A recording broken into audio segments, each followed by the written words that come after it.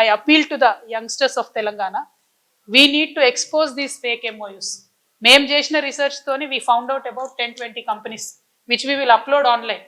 నేను అపీల్ చేసేది తెలంగాణ యువకులతోని, దయచేసి మీరు కూడా రీసెర్చ్ చేయండి. ఫేక్ MOUs ఏవైతే ఉంటాయో వాటిని ఎక్స్పోజ్ చేద్దాం. కాంగ్రెస్ ఫేక్ MOUs అనేటటువంటి మనం ఎక్స్పోజ్ చేయాలి. ఎందుకంటే ఒక పక్క ప్రజలు సఫర్ అవుతుంటే, అగ్ని ప్రమాదాల్లో చచ్చిపోతుంటే, ఎక్సైజ్ వాళ్ళ మీద దాడులు జరుగుతుంటే విదేశాల్లో ఉన్న ముఖ్యమంత్రి గారు స్పందించరు. ఇంకొక పక్క 3 ఏళ్లలో 30 సార్లు విదేశాలు తిరిగి గ్లోబల్ సమ్మిట్లు 3 పెట్టి, తెలంగాణలో గ్లోబల్ సమ్మిట్ పెట్టి పెట్టుబడులు వచ్చేస్తున్నాయి, ఉద్యోగాలు వచ్చేస్తున్నాయని మోసం చేస్తున్నారు. కాబట్టి తెలంగాణ యువకులకు నేను పిలిపిస్తా ఉన్నాను, #fake MOUs, #Congress fake MOUs, వీటిని ఎక్స్పోజ్ చేద్దాం దయచేసి. ఎందుకంటే ఈ ప్రభుత్వం ప్రజలను ఎంత మోసం చేస్తుందో మనం తెలుసుకోవాలి, తెలియజేయాలి.